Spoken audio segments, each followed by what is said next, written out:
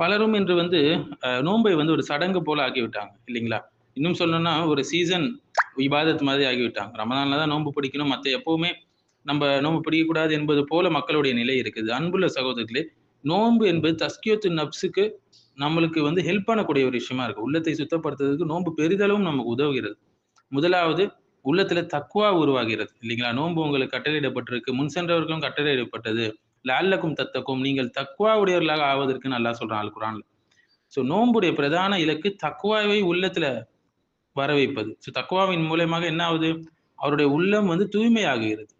மேலும் ஷிர்க்ல இருந்தும், ரியால இருந்தும் நம்மள வந்து நம்ம நோன்பு வந்து பாதுகாக்குது இல்லைங்களா? நோன்பு எனக்காக நானே அதற்கு கூலி தரேன்னு அல்லாஹ் சுப்ஹானஹு வ தஆலா சொல்றான். சோ இது ஒரு ரகசியமான இபாதத்தா இருக்கு. மக்கள் பார்வையில கூட இல்லாத அல்லாஹ்வுக்காக மட்டும் இந்த இபாதத் இருக்கு. நம்ம நோன்புன்னு சொன்னா தான் பிறருக்கு தெரியும் பெரும்பாலும். சோ வந்து இதிலிருந்து நம்ம முகஸ்துதி என்று சொல்லக்கூடிய உள்ளத்தினுடைய நோய் சுத்தப்படுத்தப்பட்டு, இஹ்லாஸ் என்ற எண்ணத்தை உள்ளத்துல வளர்க்குது. அடுத்து நப்சுடைய கட்டுப்பாடுங்க. சோ உள்ளத்தை தூய்மைப்படுத்த நப்சுக்குடைய கட்டுப்பாடு ரொம்பவும் முக்கியம். பசி, தாகம், கோபம், ஆசைகள் இவை எல்லாம் கட்டுப்பாட்டுல வரும். நப்சு டிசிப்ளின் ஆகும். அப்ப அந்த உள்ளம் தூய்மை அடையும். மேலும் பாவத்திலிருந்து நிவாரணமாக இந்த நோன்பை அல்லாஹ் நமக்கு தந்திருக்கிறான். யார் ஈமான் கொண்டு நம்பிக்கையோடு ரமலான் மாதத்துல நோன்பு நோற்றுறாங்களோ, அவருடைய முன் பாவங்கள் மன்னிக்கப்படுது என்று அல்லாஹ் சொல்றான். சோ உள்ளத்தை பாவம் என்கிற அழுக்கிலிருந்து நீக்கி சுத்தப்படுத்தக்கூடியதாக இந்த நோன்பு இருக்கிறதுங்க. மேலும் ஷைத்தானுக்கு எதிரான ஒரு கேடயமாக இந்த நோன்பு இருக்கிறது இல்லைங்களா? ஷைத்தானால ஆதிக்கம் செலுத்த முடியாது. ஷைத்தான்கள் வந்து விலங்கிடப்படுகிறார்கள். அப்ப அந்த தீய சிந்தனையிலிருந்து அவர் தடுப்பு பெறுகிறார், பாதுகாப்பு பெறுகிறார். தீய சிந்தனைகள் உள்ளத்தை மாசுபடுத்தும். சோ சுத்தமான எண்ணங்கள் அவருக்கு உருவாகும். சைத்தானிடமிருந்து ஒரு கேடயமாக அது இருக்கிறது. மேலும் நமது துவாக்கள் கொள்ளப்படக்கூடியதாக இருக்கு. நோன்பாளியோட துவா அல்லாஹ்விடம் நிராகரிக்கப்பட மாட்டாது. அல்லாஹ்வோடு நேரடி இணைப்பாக இது ஒரு முக்கியமான கனெக்ஷனாக இந்த துவா என்பது இருக்கிறது. மேலும் கடினமான உள்ளம் வந்து மென்மையான உள்ளயமாக ஆகுது. அப்பதான் ஏழைகளோட பசிய பணக்காரர்கள் உணர்வாங்க. கருணையை வளர்த்துக் கொள்வார்கள். அகங்காரத்தை குறைத்துக் கொள்வார்கள்.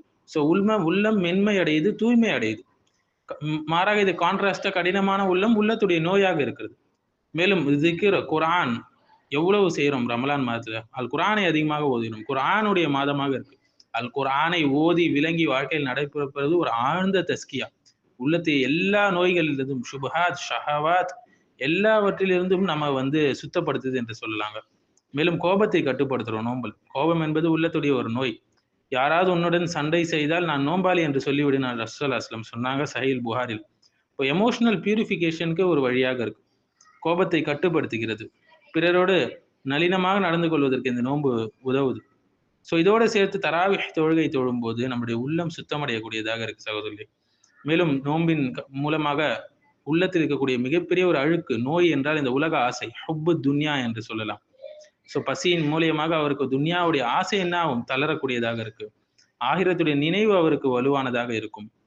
சோ நோன்பு இல்லாமல் முழு தஸ்கியா சாத்தியம் இல்லை சகோதரர்களே. பசியின் மூலமாக உடல் சுத்தம் அடைகிறது. தக்வாவின் மூலமாக உள்ளம் சுத்தம் அடைகிறது. எப்படி தொழுகை உள்ளத்தை நிலைநிறுத்துமோ, சவும் இந்த நோன்பு என்பது உள்ளத்தை வடிகட்டி, அழுக்கிலிருந்து வடிகட்டி, உள்ளத்தை சுத்தப்படுத்தக்கூடிய கருவியாக இருக்கு சகோதரர்களே.